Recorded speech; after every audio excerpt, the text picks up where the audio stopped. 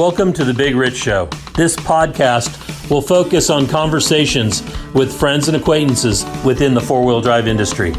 Many of the people that I will be interviewing, you may know the name, you may know some of the history, but let's get in depth with these people and find out what truly makes them a four-wheel drive enthusiast. So now's the time to sit back, grab a cold one, and enjoy our conversation.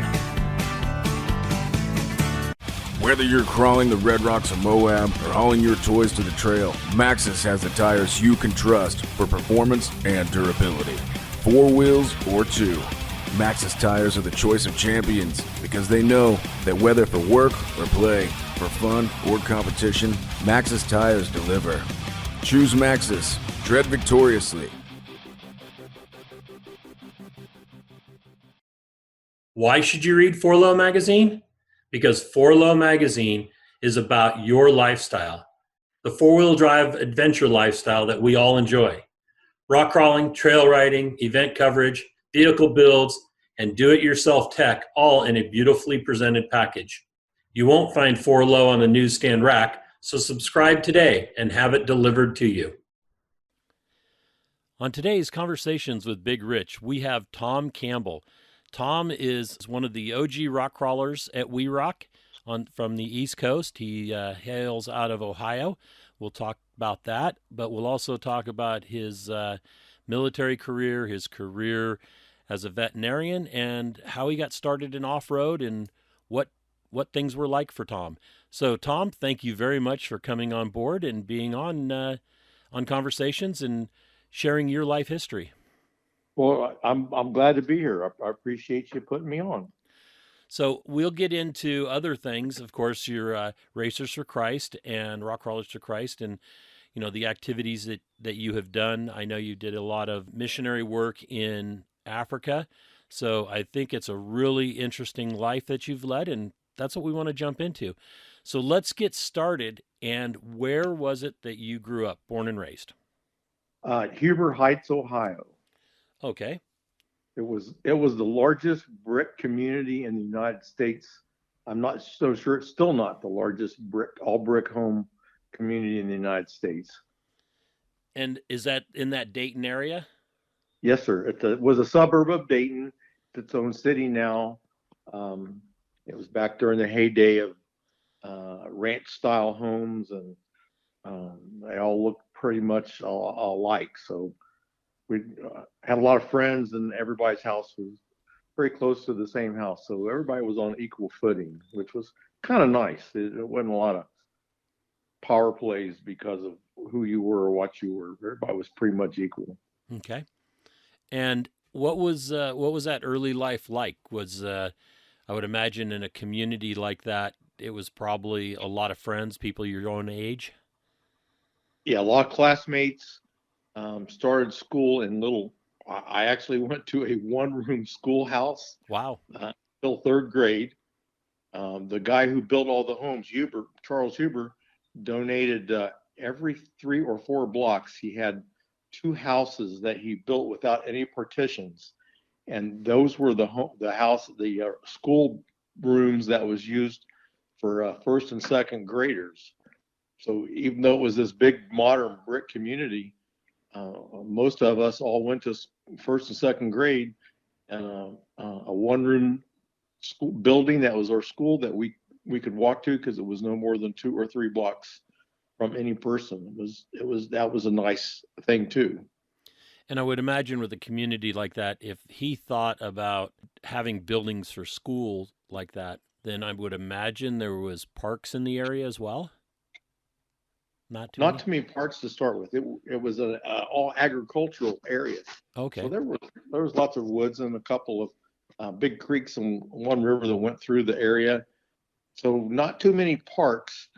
He did have larger areas set aside for schools, and they eventually put like baseball diamonds on them, but it took several years. He also had laid out this plot of land and had areas that he had reserved the land and would donate it to churches. He had about 6 areas that was designated for a church to be built. So he kind of looked at everything that was needed for a suburban lifestyle where you didn't have to go anywhere but stay in your neighborhood. That's kind of cool. I know that you're a few years older than I am. Um, but we're in that same 60 to 70 range. Yes, sir. You grew up in an area and in a time when planned communities, especially in more rural settings, were or just outside of large cities, was really popular. They were starting to People were trying to get out of the cities and get into the more rural areas, and then having to commute to the factories and stuff like that. Am I correct in that? Yes, sir. We had a bus line, a bus service that went into Dayton. And as kids, things have changed dramatically. As a 8 or 9 year old kid, my mom would put me on a bus with a dime to get there and a dime to get back, and $2 for a movie at one of the movie theaters downtown and a bag of popcorn. So very trusting. When a new movie would come out, she'd load me and sometimes my sister on the bus. We'd go down by ourselves, see the movie, and then come back, and felt very safe. And the bus stop was 3 houses down from where I lived. So I grew up in an area that was an old community south of San Francisco. I think the house I lived in was built in the 20s or 30s or something like that, but it wasn't like a planned community. It was one that evolved. But, the same thing, even though we were really close to, one of the largest cities, there were no worries as a kid about those kind of things, things that are happening now. I think it's really unfortunate that today's kids have to grow up with those kind of worries. yeah, it's sad. They'll never know what it's like to have freedom that you felt safe using. Right. Yeah, as a kid, before driving age, early high school or even before high school, I could ride the bus from down the street from my house into San Francisco, catch the munis, and ride the cars like the trolley cars, or even when they built Samtrans and the bus systems, and going up into San Francisco in the 60s, being only 7, 8 years old, was 9 years old, was not an issue. And it's kind of strange nowadays that's completely gone. Yeah, I feel sorry for the younger people today. They're experiencing life in a way that I think it's kind of hard on them. It pushes them into places they maybe don't feel comfortable with, and they're getting used to it. And of course, they were born into it. I wish they could have experienced what we had when I was 7 or 8 years old. I had a golf club tube uh, taped to the top rail of my bicycle. I had a scabbard on the side. I would go fishing. I would put on my hunting clothes and ride it over to one of the farmers' fields that let us hunt. I was 8, 9, 10 years old, and going fishing by myself at the big river, and going rabbit and quail pheasant hunting by myself on a bicycle. And if you tried that today, somebody would pick you up and put you somewhere. Yeah, and arrest your parents. You're right. Yeah, it's a shame. So talk about school. Knowing that you went through vet school, and I would imagine you were scholastic. Were you athletic as well, or you know what was your thing back then? Well, in high school, it was pretty tough on me in high school. I was a year younger than everybody else in my class. Okay. And when you're 13 to 15 years old, there's a big difference in size. So I was always on the small side, and trying to compete on baseball was not hard. I played baseball through E League, which back then it was like you went from E League to A League. Okay. And so I played baseball till I was about 17 or 18, almost 18 years old. But football, which was the big thing for our school. I was always small enough that I got beat up a lot in practice and always sat on the bench, so I didn't stick with that. So I was a little athletic, but I was just a little small. Scholastically, I had other things on my mind. I did well until I got my driver's license. Then my grades went to put, you know. Yeah, I understand. I think that was a lot of us had that. It had just extended our range of freedom, you might say. I've always been car crazy. My daughters are a little leery about me hanging out with my grandsons because they're picking up on it, and now they're wanting to get a car even before they got their license and start working on it or trying to fix one up. So my one daughter calls it a disease that I'm spreading around the grandsons, but that's okay. They're learning to do things that aren't going to hurt themselves or anybody else. So True. And it gives them life skills, being able to, figure things out if they're working on vehicles, as opposed to sitting in their room and being online or their face buried in a phone. well, and my dad was always a car guy. He owned some before he retired. Owned a couple of very large collision centers and was always into working on cars, but he wasn't big on teaching. So my first car was a 53 Willys CJ3B or 55. And it was like it was knocking like crazy and needed a crankshaft. And he goes, well, I'll order a crankshaft for you, but I don't have time to help you. You got to figure out how to do it. And it was like, well, I figured it out. From then on, it's like, well, I can figure out a lot of this stuff. And the more you figure out, the more you know. And it kind of it grows sometimes exponentially. And then you end up building race cars and off-road rock crawlers and all the things that 16, 17, 18-year-old boys do. And it was actually good for me. Exactly. And, and we didn't have YouTube, and there was, gosh, no. I had a Chilton's manual. Yeah, the Chilton's manual I mean, it covered, it wasn't per car. It was like just for cars in general. And it was like, I still have it. An old hard copy Chilton's manual that's probably got 800 or 900 pages in it. Yep. I started off with this Chilton's as well, and same thing. My dad was a car guy. He built, he was in a hot rod club and built hot rods and did drag racing and that kind of thing. So I was able to work with him in the garage, and he could show me things. He would be, okay, well, this is what you're going to do next, so go for it.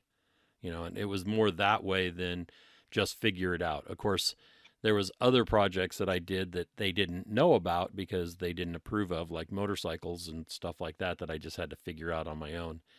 Right. But, that's how us kids did things. So you grew up in a time where there wasn't the cool bicycles and some of the toys that I felt came along right after. Like when I got into high school, I started seeing all these really cool things for kids to ride that were, I was too big for or too old for, like the big wheels and things like that. But we did modify our bicycles a bit. Did you guys do the same thing? Yeah, I had the bike that it was a 3-speed English. It was just a 3-speed bicycle that turned into like an English racer. That's what I would ride on the roads when I was traveling to go fishing or hunting. But we had a campsite down by the river that you couldn't ride that bike to, and they didn't have the mountain bikes, but we kind of built our mountain bikes back then.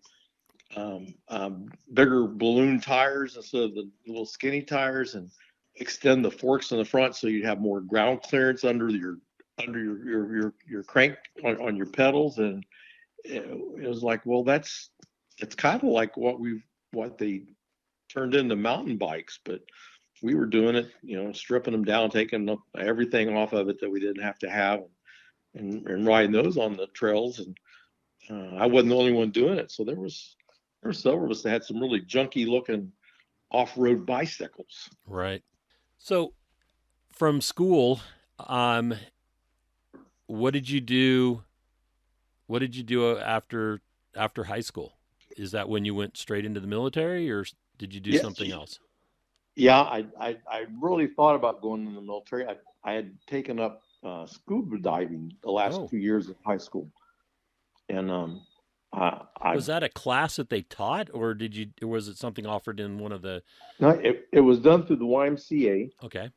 They no longer teach scuba diving, but so I went through the YMCA, and the instructor there had his own instruction. Patty and Nowie, some of the large scuba organizations was just starting to come along, but still there were independent people that were teaching diving.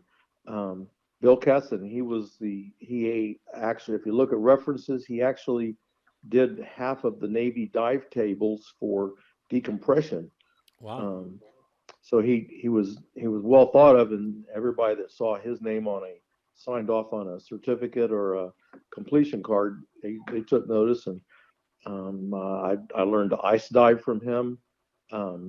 Cave dive. I was a certified cave diver, and I was certified to up to 200 feet. I'd been down to just shy of 200 feet twice, and so I thought I wanted.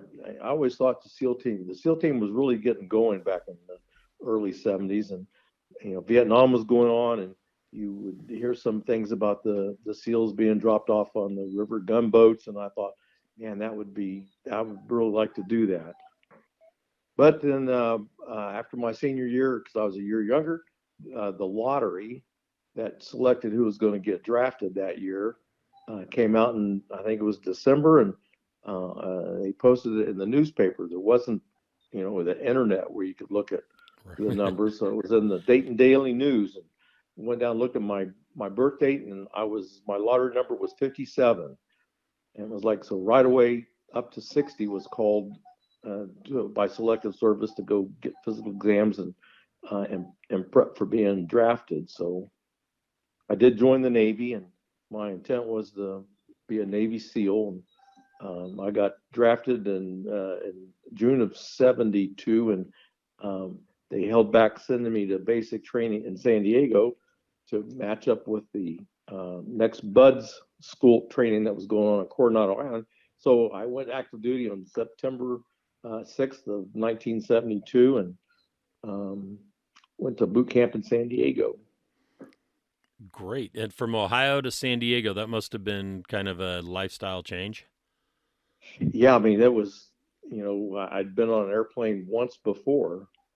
And so that was, it was kind of, now everybody's used to going on airplanes. And, back then you walked out, and if it was raining, they handed you an umbrella, and they collected it as you got on the airplane, and you were outside on the tarmac walking up the steps to get on the airplane for your airplane ride.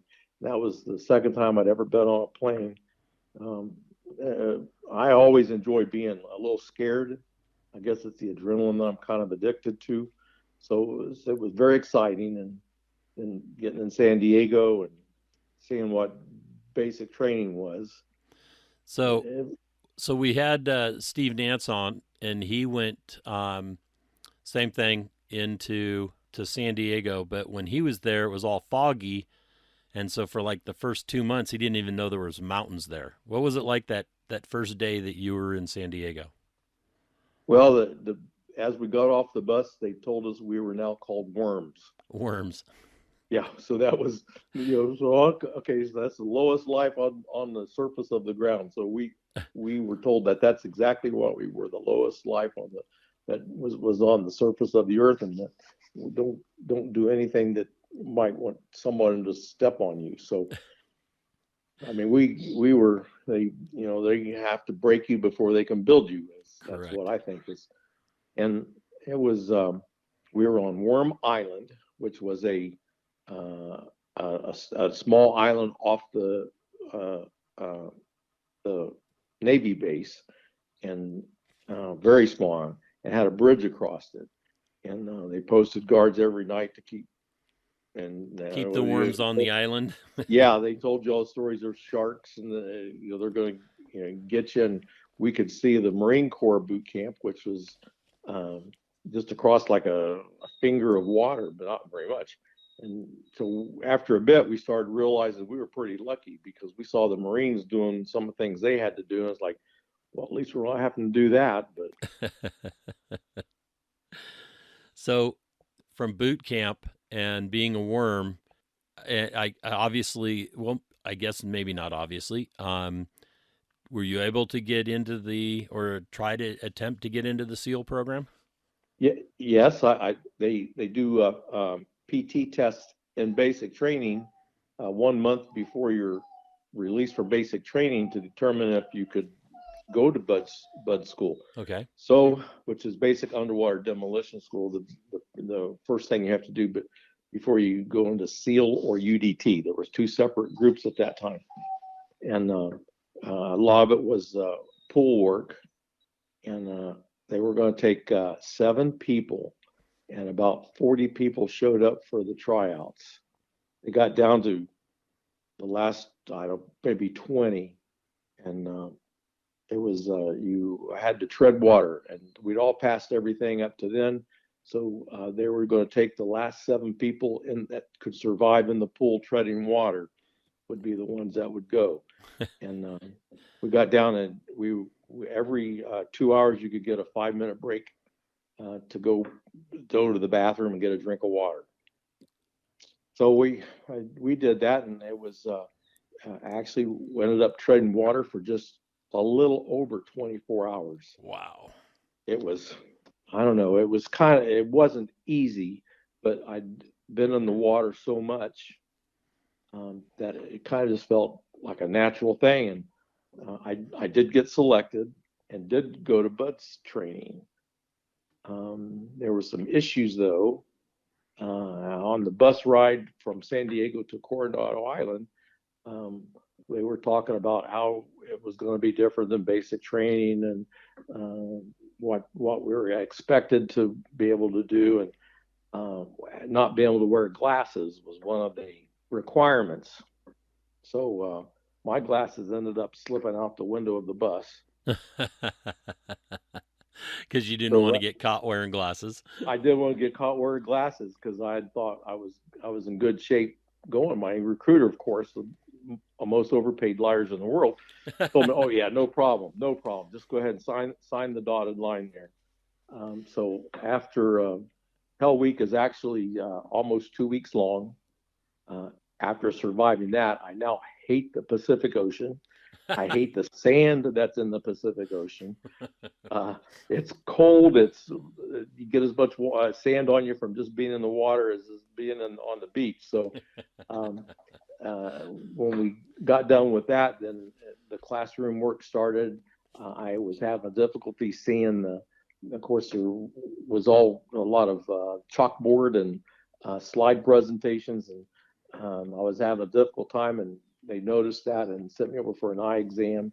The first eye exam, I had memorized the chart, just like you see on television. And then they started doing some different eye exams, and they found out that I didn't qualify because my vision wasn't good enough. That must have been disappointing. I cried. Yep, I can imagine. But God worked everything out for me. Because I had gotten to that point, they guaranteed I could get whatever job in the Navy that I wanted. Out of the 400 some specialties in the Navy, I could pick whatever I wanted, and they would get me to that school, and I would be that for the rest of my enlistment. Well, that's nice.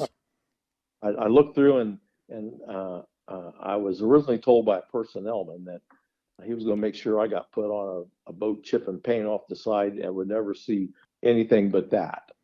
Kind of really. Why was that? Why did he say that? I guess he was on, over at Coronado Island, but he wasn't a SEAL. He had a bad attitude, I guess, which unfortunately brought out my bad attitude. Right.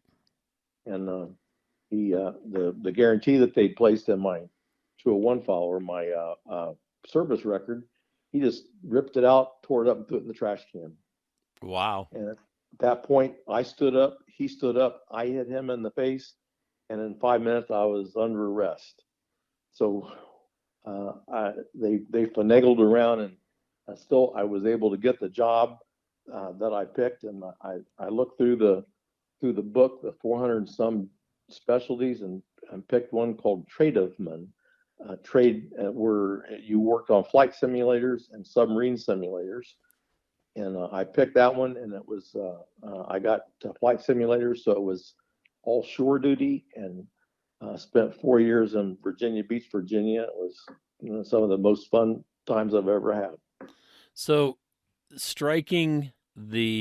was a non-com then? Yes, yeah, he was second class, so he was E5. So it wasn't as bad as hitting a commissioned officer, I guess. Right. Or at least you were able to prove your point so that it didn't hang over your head. Right. So, even after being dismissed, being through the first part of Bud's training was highly thought of. So it gave you some clout that probably the average seaman did not have. Okay. Which was what saved me from getting anything bad done to me. So. Well, that's fortunate enough, but I can understand that. It's people push and push and push, and they sometimes push you to your limits. And when we're young, we have more of a tendency to try to prove our point, which right. Obviously you must have done. Yeah, young and dumb, and lack of self-control. Yeah. I think most people learn that as they get older. I don't think you're born with it. No, you're not. Especially if you're an adrenaline junkie. If you like the adrenaline, it's more likely to come out, I think. If you don't particularly like the adrenaline, or that overcoming that fear or whatever, that those same tendencies probably don't happen as often. Yeah, adrenaline is supposedly the most addictive drug that you can ever have in your body. Right.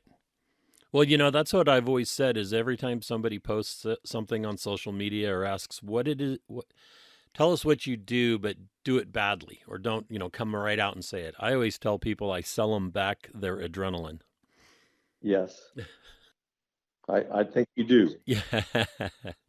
So you're stateside in Virginia Beach, Virginia, and obviously you must have liked the East Coast, the Eastern Ocean, the Atlantic, better than the Pacific.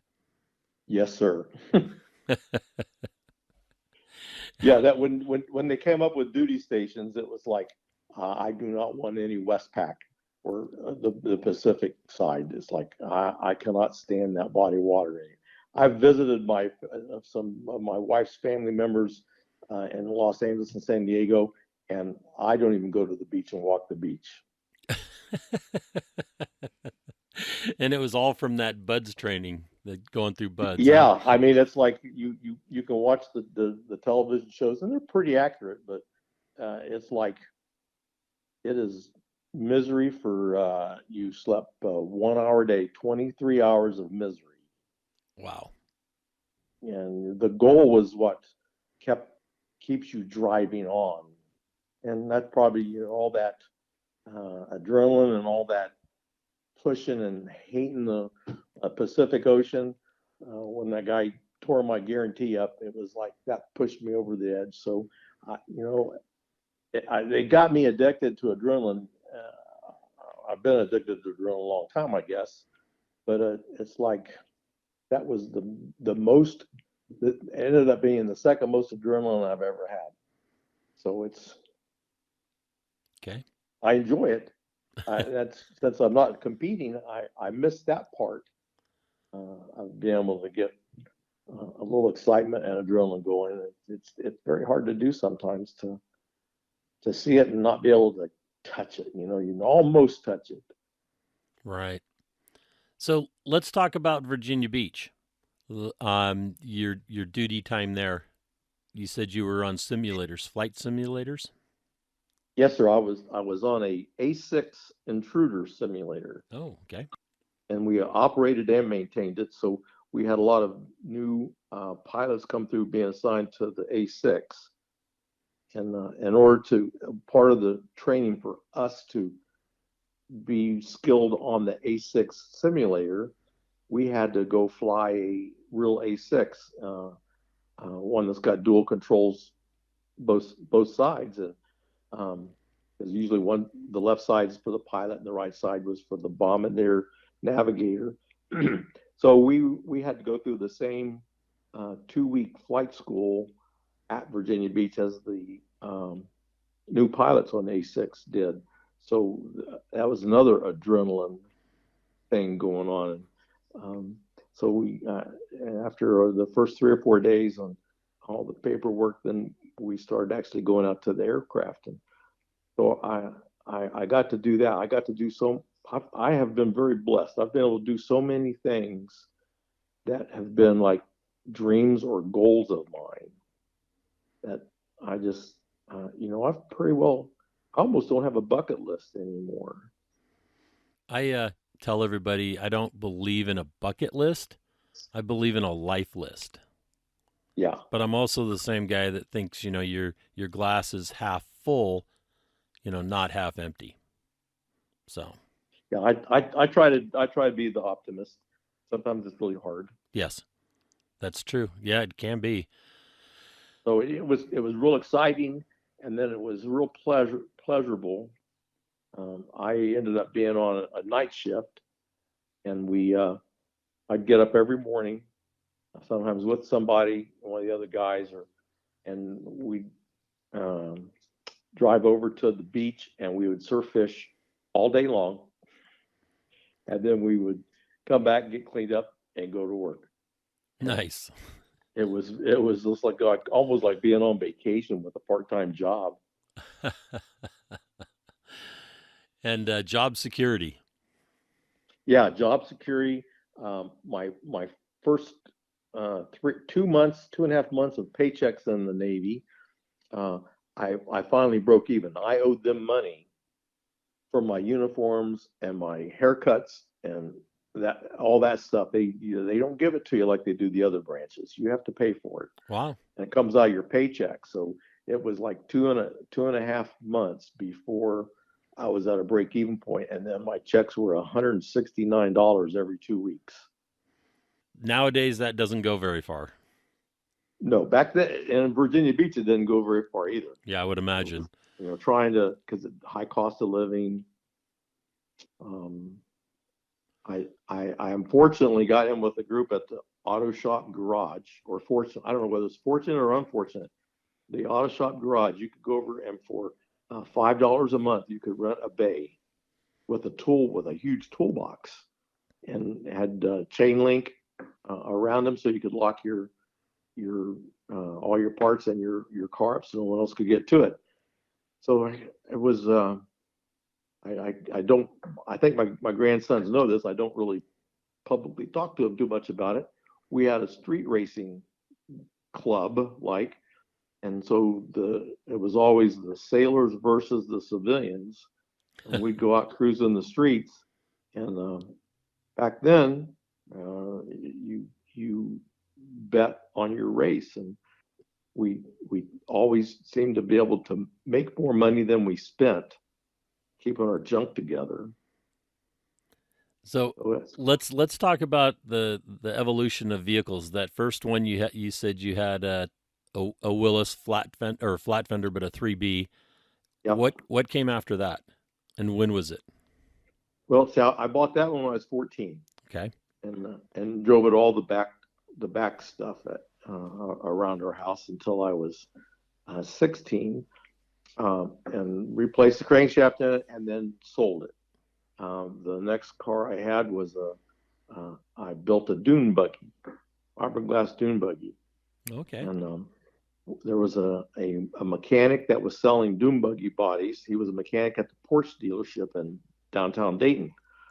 So I got to know him, and I built this fiberglass, orange metal flake fiberglass dune buggy, and he helped me put together about a 200 horsepower Volkswagen motor for it. And so I stayed busy staying in trouble with that on the roads. I would imagine so. After I eventually sold that and built a sand rail, and took the engine out of the dune buggy and put over in the sand rail, and go up to Silver Lake in Michigan, and they had sand drags.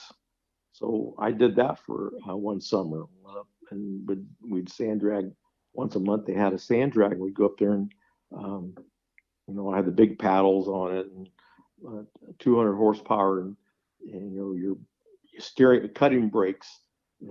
Back then it was just two little levers that hooked onto your emergency brake. Yep. And you were so light in the front, you only could steer by braking. So I got kind of. I look back and I go, well, I was using cutting brakes back in 1970. Exactly. So when you had the fiberglass Volkswagen and then the sandrail, what was your commute vehicle? I had a 1967 Ford GTA. Okay. 390 double pumper Holly and automatic.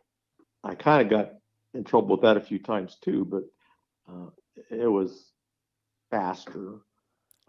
It didn't stand out as much as the fiberglass buggy, so I didn't get as many looks by the police. Although the police in our town of Huber Heights knew me well, so I always left our community as fast as I could, so that anything I did wouldn't be seen by them. But that was and then eventually I ended up. I think I had one more car. I had a '68 Coronet RT with a 440 Magnum, dual quads, and that by far was the fastest vehicle I've ever owned in my life. Right. Yep.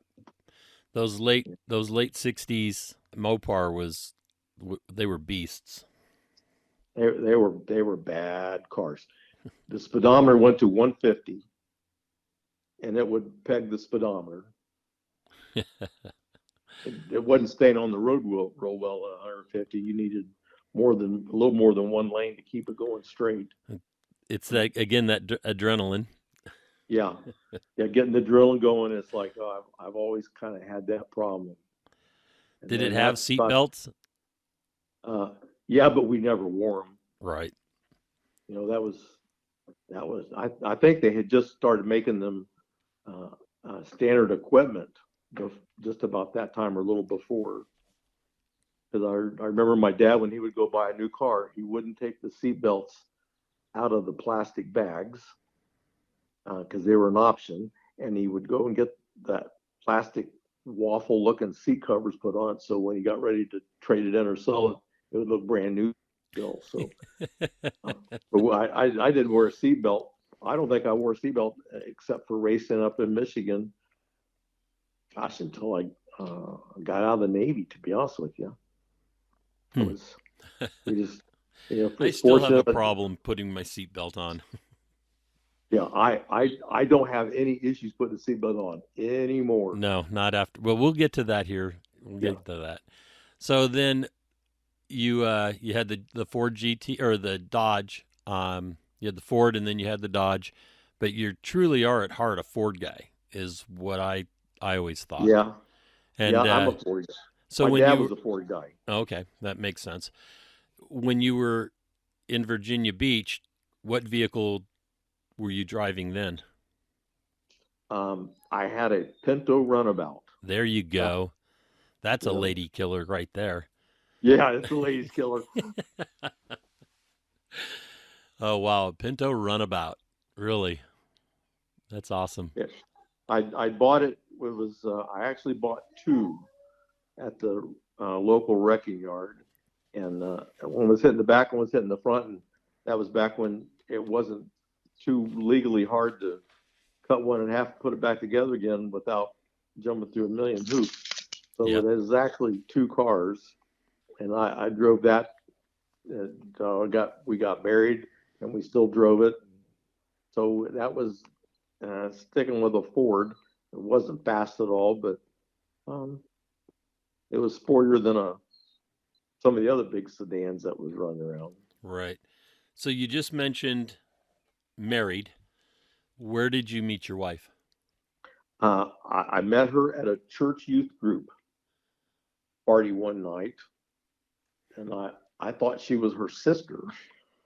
So I thought she was about my age, and started talking, and still thought she was my age. And so we started dating, and I found out she was 2 years younger than me.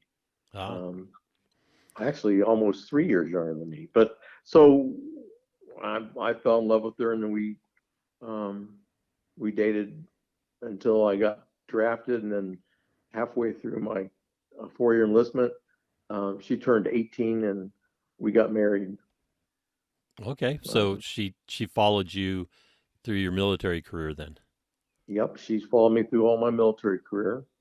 She enjoyed the Virginia Beach lifestyle too, because after I was married, then I wouldn't go with anybody else. We would go to the beach, and I'd fish, and she would lay on a towel on the beach and soak up some sun. And it really and truly was. We had almost 2 years of like a honeymoon. It was very nice. Excellent. So then what happened after Virginia Beach? Well, what I ended up going back home and working at my dad's auto collision center, um, and didn't enjoy it at all. Problems with my brother and my dad, just family issues, and the tension from that. It was very unenjoyable. Okay. So I decided I would go back to college. And back when I was a 10-year-old, I was mowing grass for the veterinarian. That we only had one veterinarian in Huber Heights, and I was at 10 years of age. I started mowing his grass somehow, and progressed on along. And through high school, I would work there, part time after school, and got to where I was doing quite a few things and I really enjoyed that. So then when things didn't work out at my dad's shop, I decided I'd go back to college, and try to be a veterinarian. Okay. Always wondered how that transitioned. That's Yeah, some people say it doesn't really fit my personality sometimes, but ultimately it did. I enjoy my profession, and I carried it on through my military career. I've been in the military for 27 years before I retired in '96. So right. um, So talk about that. You did 4 years in the Navy. Then you went to school. You came home. You went to worked with your dad and your brother, and then decided to go to veterinarian school. And then after that, is that when you went back into the military, or did you start your vet career then? I stayed in the military in an active reserve status Okay. for about a year and a half, and I got accepted to veterinary college.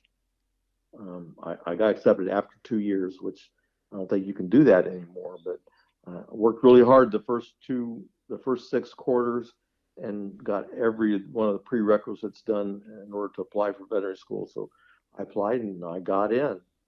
But we, as soon as I knew I was being accepted to veterinary school, I went back in the Army National Guard, um, part-time active duty, and stayed in there until I graduated veterinary school. So I was an enlisted person, and I was a tank turret repairman. That's a slayer, isn't it? Yeah. So it didn't seem like it was going to be much fun, but if you know anything about military armor, an M88 is a tank recovery vehicle. Right. It's got the most powerful winch that is mobile at that time that the Army owned. I think it was an 80,000 pound winch, and this thing has a big grater blade on the front that you bury, where you pull up, you drop it down on the ground, And then as you put tension on the cable, it actually starts digging deeper and deeper into the ground. So you can actually drag these tanks that are damaged or stuck and get them back to where they can be trailered back to a repair facility. So Okay. I got licensed to drive that, and it's like every time we go on a summer camp, 2-week summer camp, I was driving the M88.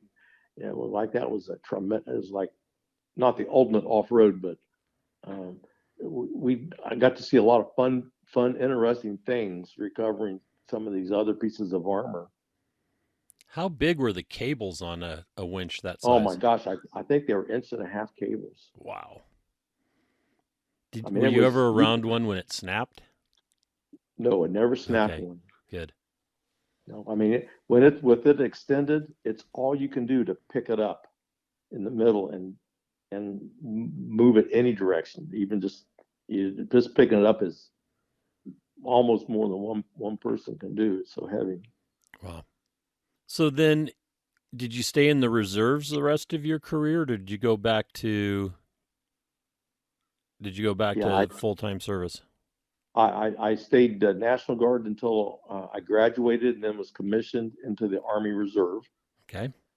and then spent the last of my career till '96 in the Army Reserve.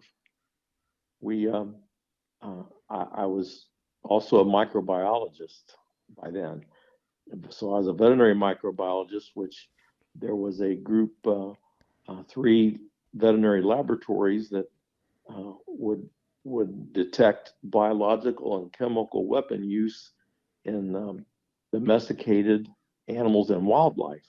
There was only 3 in the world, and I Wow. was the commander of one of them, which it's not it's only a captain's position, so it's not as prestigious as you think. But since there were so few of us, anytime there was a conflict anywhere in the world, I would be put on alert standby, because it was going to, it was a 33% chance that my unit would be called up to go support the mission. So it seems like at least once every 2 years, we were headed for the Emergency Operations Center getting data, and every day I'd have to drive to Columbus to pick up the latest information. And so it was, I kind of had a drilling going about every 6 to 12 months, and some kind of a drilling going on a mission. So it was it was exciting, even though it was a reserve position. Right. Because it's a specialty. If there was Yeah, only 3 units that were dealing with that, and that was going in and detecting if the other side, the combatants, were using biological, weapons against our troops, right? yes, sir. Okay. When Syria used chemicals on their civilians that first time years ago, it was actually one of our 3 labs that went in and detected it in the animals in the villages. We had the ability to detect it easier than detect it in humans, because particularly Muslims, is once they're dead, they've only got a certain amount of time to clean them and wash them and dress them for burial. So it made it almost impossible for us to detect it in the people. So they used the livestock and the dead birds, anything they would find in the village, to come up with what exact chemical was used. So, and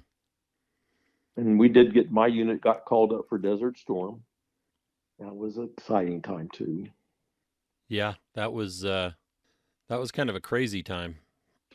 Yeah, it was our Army and our politicians have changed since then. Because personally, I can tell you, we were not being lied to. They were wanting to get the mission completed, and didn't have any political agendas that prevented the military from in the mission. Which, we kind of look at the Desert Storm. It's the shortest, largest battle or war that the United States has ever fought, and we went in fast and quick and clean, now the same kind of missions go on for 4 to 10 years. It's like I don't understand it myself, to be honest with you. Yeah, I'm not going to broach that subject because I probably shouldn't, but I Yeah, agree it with bothers you. me too. So I can't I get on my soapbox and can't get off. So So then you were working as a vet there in in Huber Heights still, or outside no, of? I moved to when I graduated. I moved to a town called Springfield. Okay, And that's where I still have my practice today. and And I you're was in in your Grace. office right now, right? No, I'm home for lunch Oh, right okay, now. you're home for lunch I right now. Okay, I always take a longer lunch since perfect. I've gotten older and a little more beat up. I try to take a 2 or 3 hour lunch so I can really kick back and get my feet up and take it easy for a longer time. Perfect. So And then, when through this all this, with the active reserve and the being a veterinarian, did you get back into motorsports? well, in Virginia Beach, my wife was dead set against me doing street racing anymore, which I lost my driver's license so many times it's ridiculous. But so we started camping with another couple in the military, and one of the trails that we camped off of was over in Virginia. And at the end of the road, before you get to it's a gravel road up, and then it just stops, and then the trail starts. At the end of that road was this old little house with about 25 Jeeps parked around it. And back in I was probably in 6th grade when Walker Evans was really hot on the Baja Trail, right? Right. He and Dodge were like hooked hip to hip, and he was doing great off road. And I'd always, would get one of the off road magazines every month, and there'd be something there about desert racing and Walker Evans, and I idolized Walker Evans back then. Drew pictures of his Dodge pickup truck, and so uh, I've always liked 4-wheel drive and off road. And we passed this guy's house, and on the way home, we stopped, and I go, "You got any of these Jeeps for sale?" He says, "They're all for sale."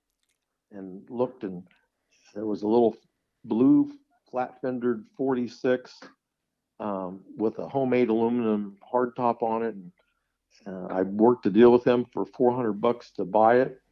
Now, of course, a 46 Willys back in 1974 was not nearly as old as people think of, the old CJs now. Right. But so I got it and got it home, and I still had my $5 a month slot over at the hobby shop garage. And I took it over there and bought an engine out of a Buick Special, little V6 225, and used a Novak conversion and put a 225 in it. And my first race in it was in Greensboro, North Carolina, out on the power line trails, and started obstacle course racing. And that was about 75, and raced 75 and most of 76. And so, I mean, I'm hooked. I'm stuck. I can't get out of this. I love doing it. So, And your wife was okay with you being she was off okay with that pavement? because I wasn't breaking the law. Right. I wasn't going to go to jail on her. So we went out and had a race every month. So we raced every month from April through September, and had a great time. And then from there, I know you've been racing and rock crawling. Did you ever get to meet Walker Evans? Yes, at Hannibal when they had all the pros from the West Coast. Yep, when we did our And nationals yeah, there. Yep. yep. I got to meet Walker there, and I'm not. I kind of wish I got a autograph from him, but it's like I didn't want to. He was busy. He was doing stuff. I was a little bit in awe, to be honest with you. Right.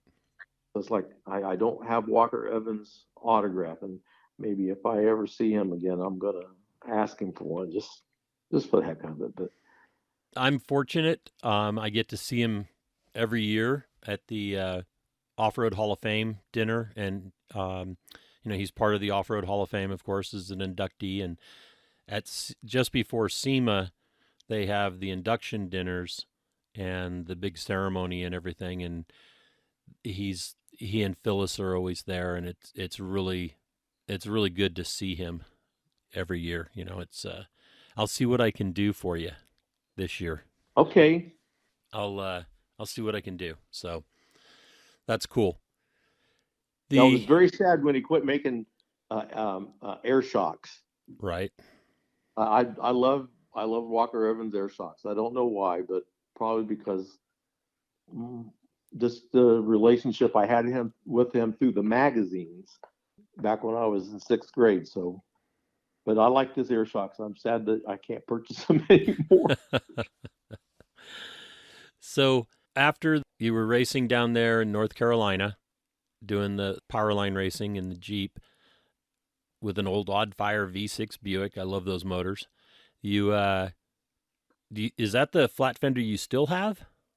No, okay. I ended up selling it. When I was going through college, I ended up selling it. Probably one of the biggest mistakes I ever made because I put a Saturn overdrive on it. Oh, wow. It was really a nice old Jeep to just drive on the street. It would do 65 miles an hour, unlike most of them. And so 55 was the speed limit, I think. But we ended up selling it just to make ends meet. Understood. Partway through my college, before I got into veterinary college, we had our first child, so that put an extra little bit of strain on it. So kind of I had to quit doing some things and sell some things. So my racing hiatus started then. And how long did that racing hiatus last? Till 2001. Okay. Or it was 2000. Tennessee Offroad. Back then, there wasn't that many off-road builders and companies around. Right. Not like today. I mean, it's like things have changed so much in four-wheel drive and off-roading since then. I mean, back then, no one had a winch. You had to come along. You had to bolt on the wheel rope rollers that you would sometimes use, but it was like, so I saw Tennessee Off-Road was having the Tennessee Off-Road Challenge. That was a 3-day event, Friday, Saturday, Sunday. It was you and your co-driver navigator. You could have no outside help. You had to bring everything that you were going to use for those 3 days to the event site, which was a chain link storage area that they had borrowed or rented. So you were absolutely secluded from all other help other than the other competitors. Okay. And that was, so we did that for the 3 days. We had maps with grid coordinates and, finding locations, and there weren't any digital cameras. So we were using those Polaroid cameras that took a picture of you and automatically developed it. That's what you stapled to the page of where you were at, mimicking the picture they had there. So it was very hard. There was a off-road rally part of it and a road rally part of it. There was a mud pit, and there was a 2-pole bridge exercise where you had to get across this ravine or this ditch they had cut, and there was no way you could drive down in and back out again. It was probably 8 feet deep and straight sidewalls. So you had to drive over the telephone poles. They had a kayak portion of it and a shooting portion of it. Okay. So 3 days, and it was like you were busy you worked hard for 3 days, but that was probably the most just fun, not necessarily adrenaline, but fun that I've had off-roading. That was, I would do that again if I could. We did that 2 years in a row. And if anybody's ever done it or heard about it, just to complete the 3 days and still be up and running for the last part of the event, that was kind of something back then, because half of everybody would be done after the first 24 hours. And then half of that half, so probably less than half would be able to complete the event. So we completed the event both years. and then they stopped having it for some reason. What did you compete in? What did you have? I still have it. It's an '84 Bronco 2 with a 4-liter 8.8 rear and a 35 TTB front. It's tubbed in the back. It runs 36s with beadlocks, advanced adapters, world class T5. It has the low first gear, Right. and I had an Atlas on it. So we competed with that. It really did just about everything I wanted it to do. A lot of people make fun of the TTBs, but I still have 2 of them. I have that and a Ranger that I competed in the Badlands in Indiana. Had a race for 2 years. I competed it over there, but so that was my first getting back into competition. And who was your partner in those? I had 2 different ones. One was my oldest daughter's boyfriend. Okay. Another one was a person from our club. I had a 4-wheel drive club that I was in, was for Fords only with TTBs. Okay. So I guess losers like to stick together, but we and somewhere in the middle there, I guess just before we put the Atlas in, we took it and competed at an event in Canfield, Ohio, and had a rock crawling event. I'm trying to think of the guy's name who put it on. His last name begins with an H. He had done a lot of off-road events. I can't remember. Bob Hazel. Bob Hazel put on a rock crawling event, and it was like the first time I'd ever been on. And they had pretty good sized rocks for just being brought in with dump trucks. But so I'm before the Atlas, and I've got the standard transmission in it, and we get through the first heat, the second heat, and the third heat. The clones all got placed where they were pretty tough, and I got hung up halfway through, and my clutch caught on fire. Oh wow! I've never seen one catch on fire before, but it was like flames shooting out the vent, and when we got it taken apart, there was nothing but burnt metal. All the asbestos was gone. So, long story short, we still qualified. We were in like 4th place because of the distance we went for the finals the next day, and we couldn't do it because we couldn't get a clutch that night to put in it. It was a special clutch, and so I couldn't get the clutch, and that finished us there. And then the next time they had the Indianapolis 4-wheel drive jamboree, they had a rock crawling event. That was in 2001 or 2002. I can't recall, but so this was being filmed, and we were on television. Our segment was on television for 2 years after we did it. We took first place in a TTB it was Ford Explorer parts, and we took first place in the rock crawl at that event, and that was what that cinched it for me. I was stuck on rock crawling. That's awesome. I remember you running a portal rig. Yep, we ran that rig for quite a while, and decided to. We'd been seeing some portals using Hummer outers, and so we hooked up with the guy who was making the C's, and we bought the C's, and we converted that buggy, which was a 2-seat buggy, over to portals, and we ran it for a couple of years.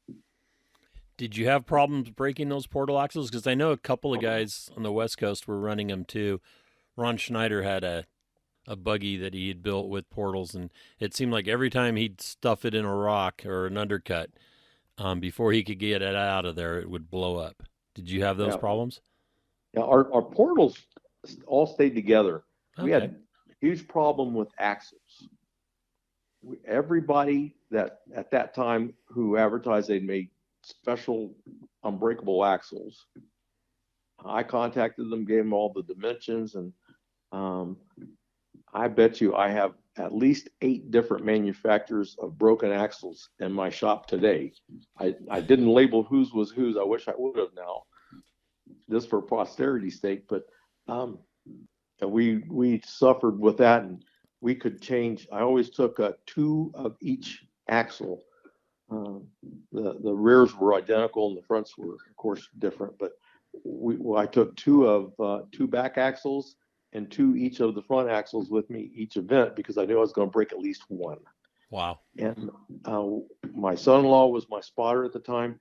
And from the time that we hit our trailer till the time we were headed back to a course was less than 12 minutes for every axle. Wow.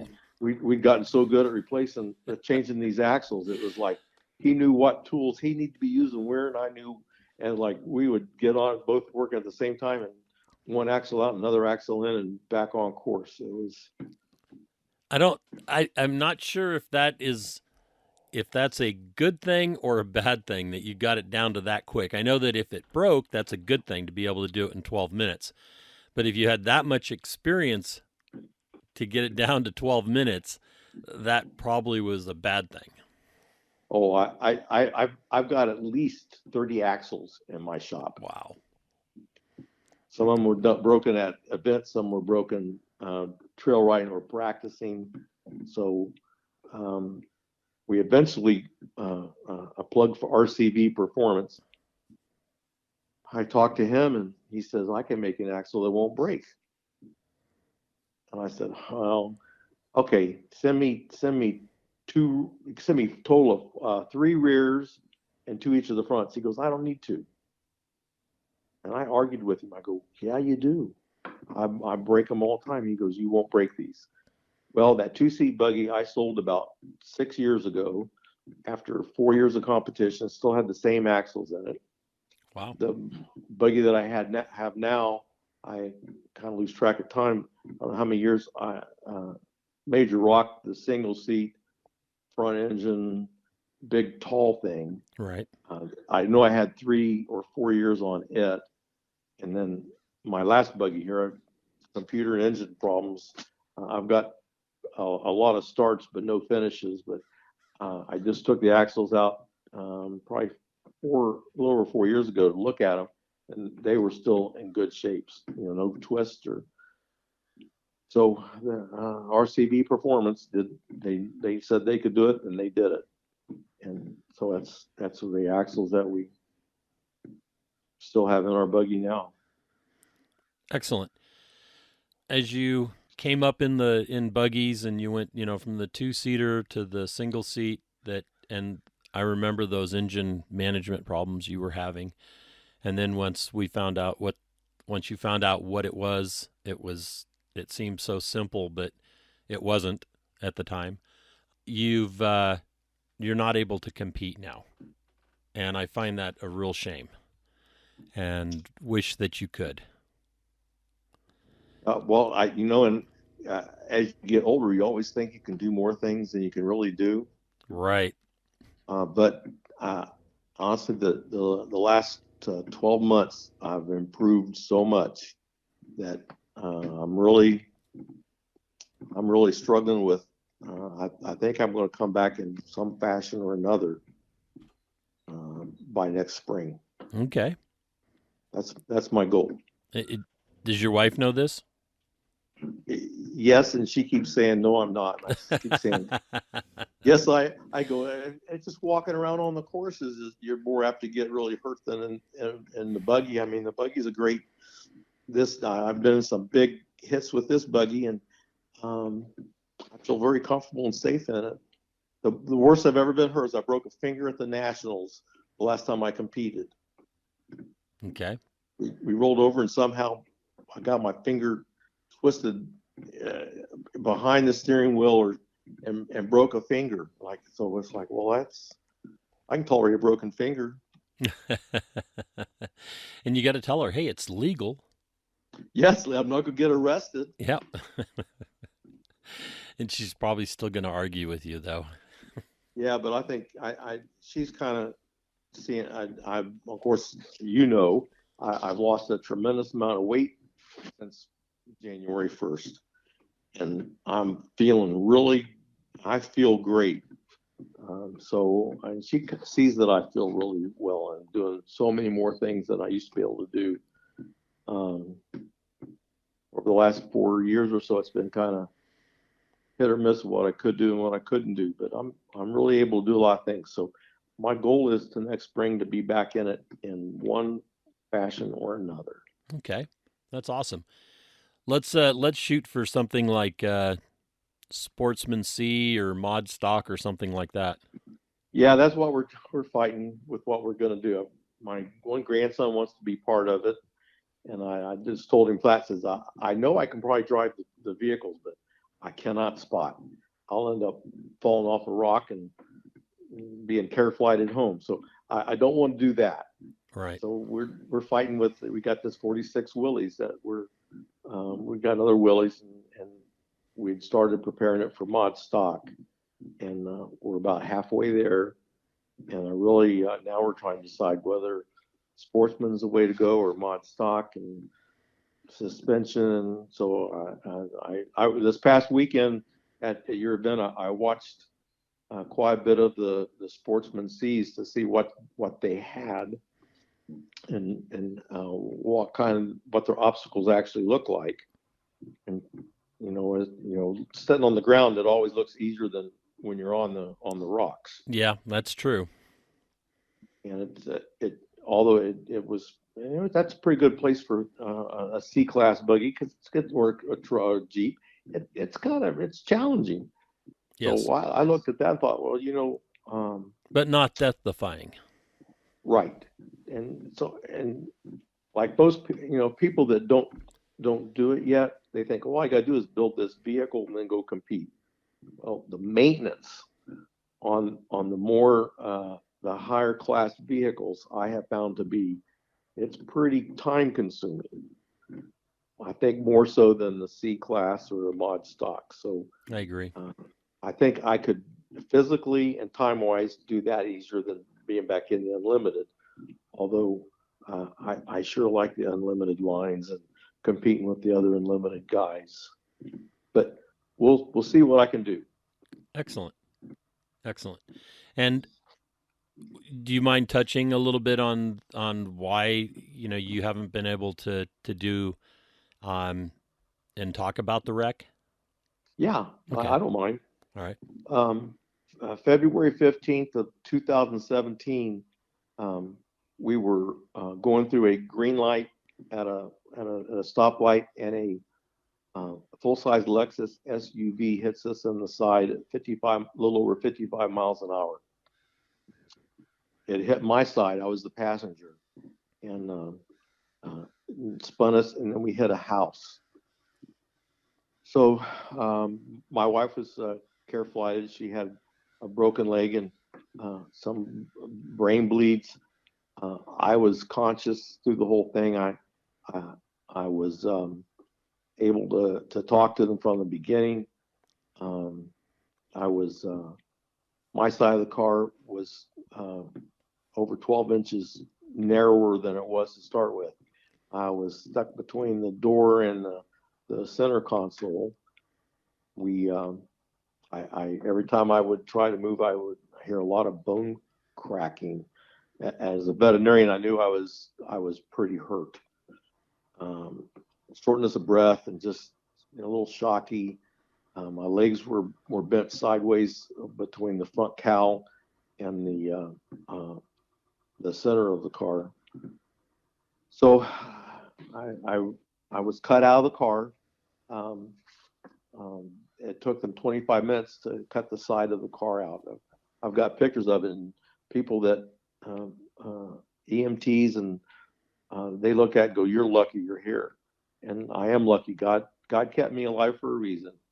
I ended up being helicoptered to a level 1 trauma center. I have titanium plates on the ribs of my right side. I had 2 broken legs. I had a damaged bladder.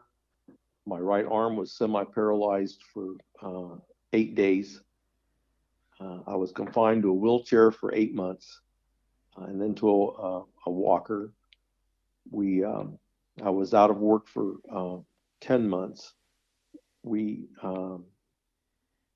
rehab, and it's when I first got to rehab, as a veterinarian, I'm also a surgeon. I do my own surgeries, and during part of the tying your shoes episode at rehab, I couldn't figure out how to tie a knot.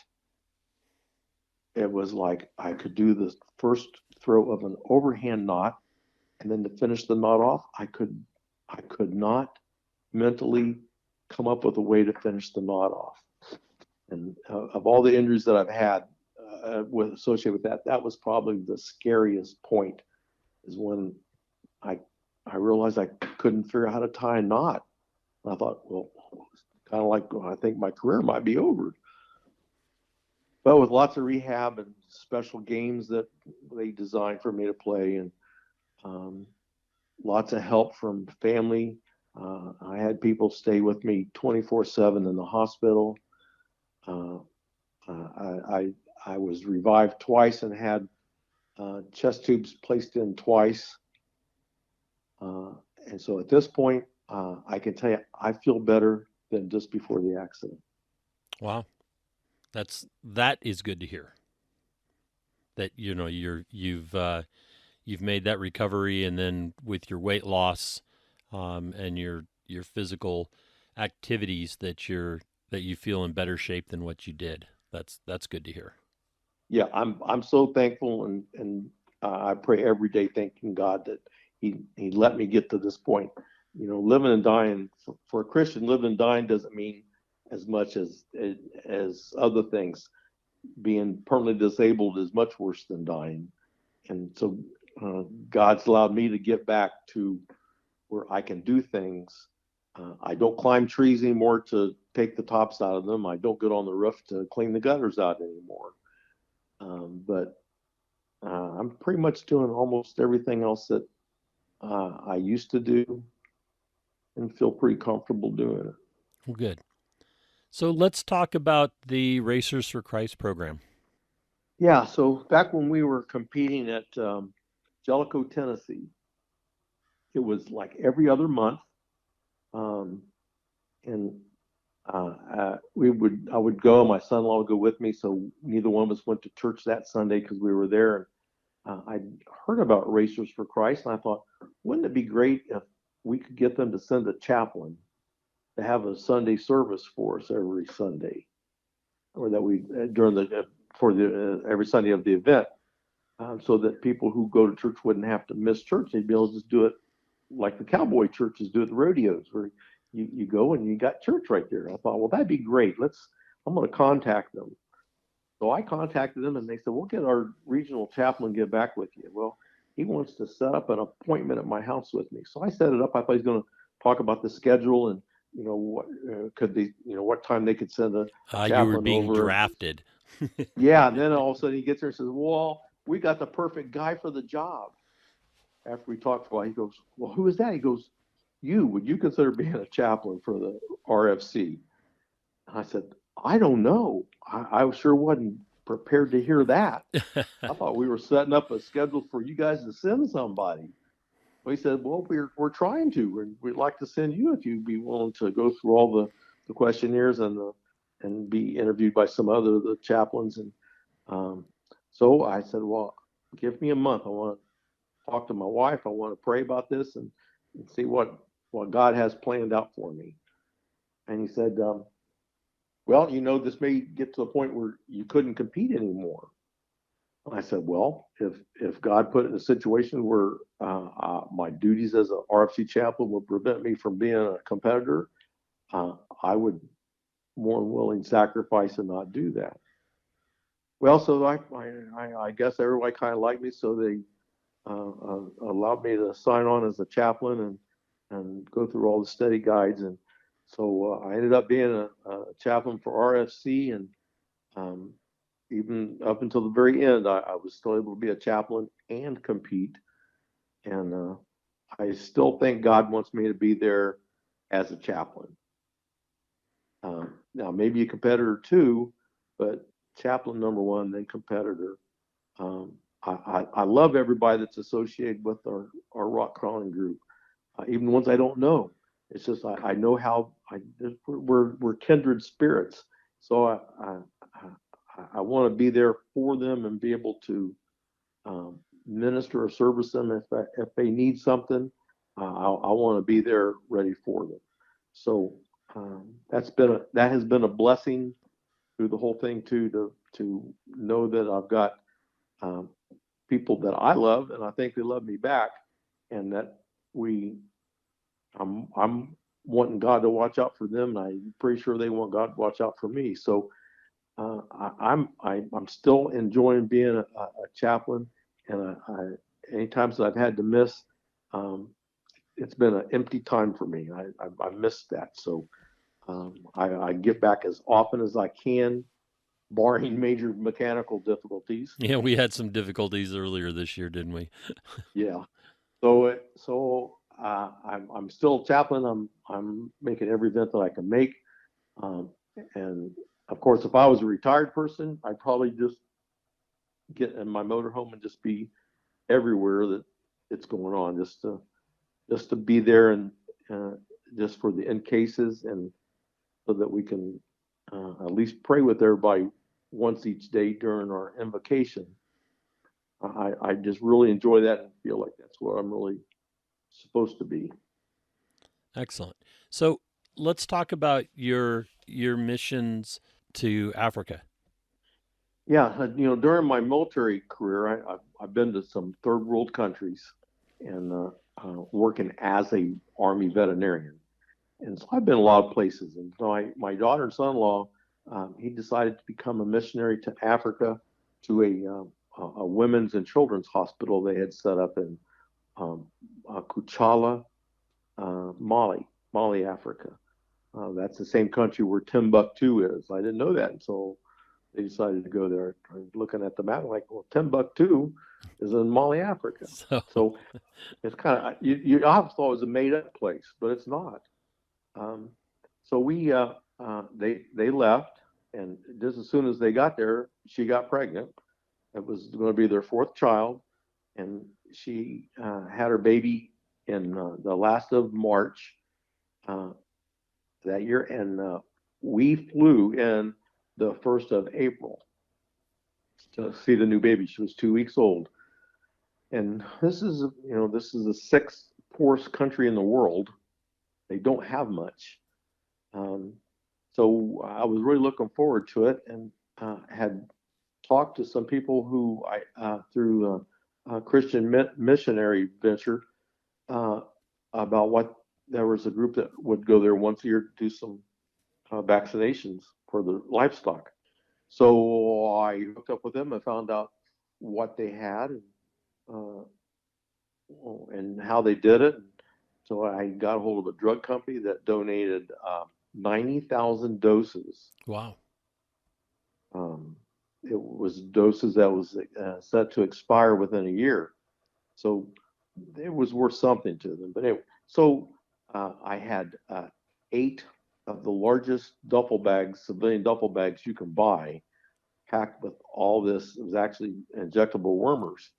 And so we took those, and each bag was $100 for the airplane. And the church we go to, we had 8 people come up and give us $100 to cover the price of the bags to get in. Wow. So we went with the idea of vaccinating some cows.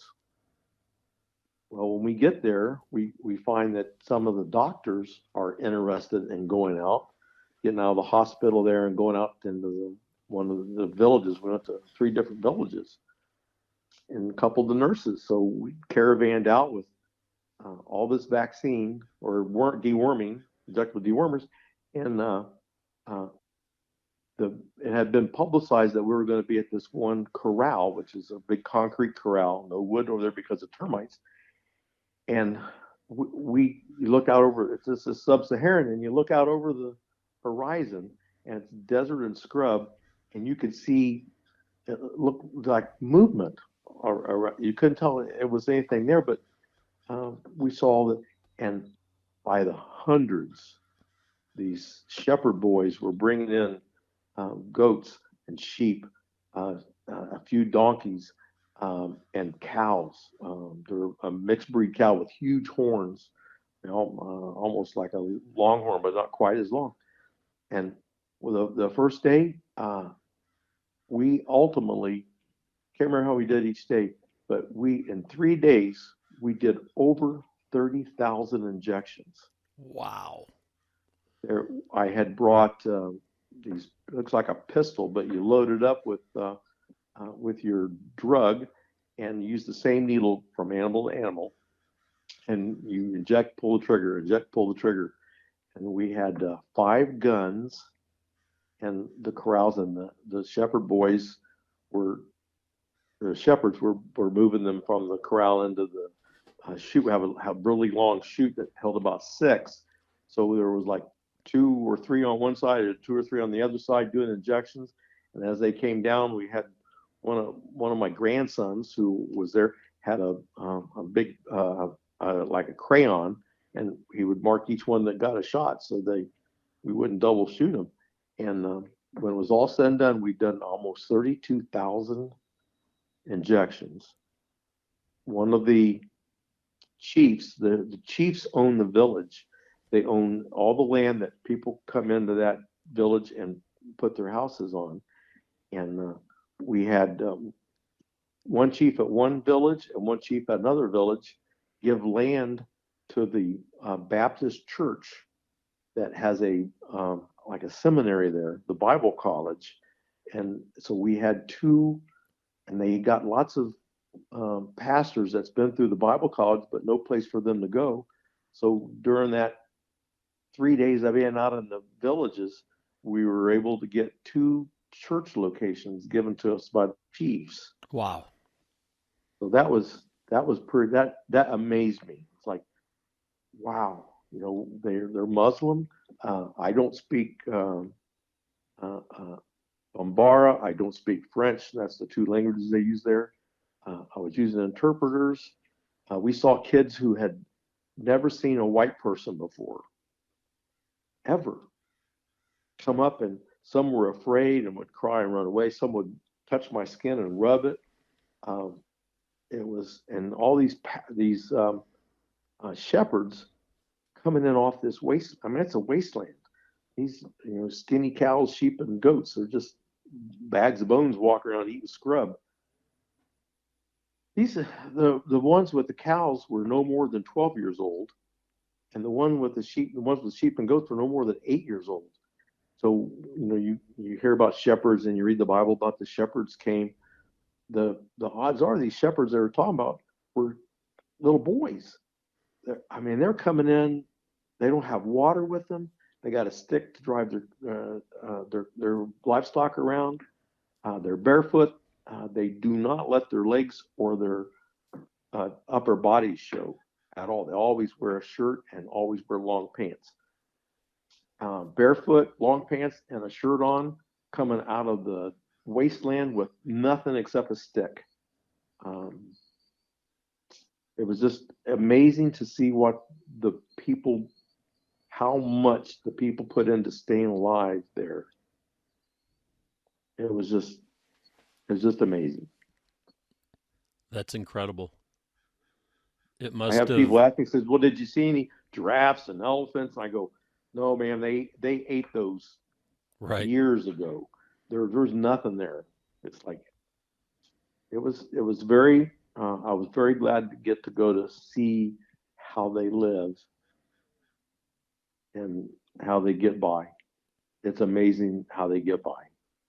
Right. Well, is there anything that you haven't touched on or we haven't discussed that you would like to talk about? Rich, I don't know. I don't think so. Okay. Well, I would like to say thank you, Tom, for coming on board and sharing your fascinating, absolutely fascinating life with us, and your, how you got involved in motorsports and your military career and your work with the, with the mission and everything. And I really appreciate you sharing your life with us. Well, Rich, I've enjoyed talking about it. Sometimes when you just look at your life, everybody's got an interesting life if you can verbalize it, because everybody's got something that they did that no one else has done. And so I like hearing people's stories too. That's the one thing that, I think that I know most everybody that I've interviewed. I know him in some capacity. Nobody's been a stranger. And after the interviews, I know everybody so much more personally. And I hope everybody that listens to the Conversations with Big Rich pulls something out from each one of the conversations to help them in their life or with their future. And I think that, with the things that we've talked about, I hope there's some possibilities there for people to find some direction. Well, I hope so too. And my phone number is no secret to anybody that goes on and looks at rfc.org. My email address and my phone number's there. And if anybody's listening to this and they just want to ask a question about something, if they need to know something, or if they got something that's bothering them that I might be able to help them through, I'm ready, willing, and able anytime for anybody to give me a call. And I would appreciate being able to assist anybody. Well, that's awesome to hear. And thank you, Tom, for that. And thank you for spending the afternoon with me on your lunch hour here and discussing your life. I really appreciate it. Well, you're welcome, and I enjoyed talking to you, Rich. I always enjoy talking to you. You know that. Yep. Been good friends for a while, and I appreciate it. Thank you. Yep. You too. If you enjoy these podcasts, please give us a rating. Share some feedback with us via Facebook or Instagram, and share our link among your friends who might be like-minded. Well, that brings this episode to an end. Hope you enjoyed it. We'll catch you next week with Conversations with Big Rich. Thank you very much.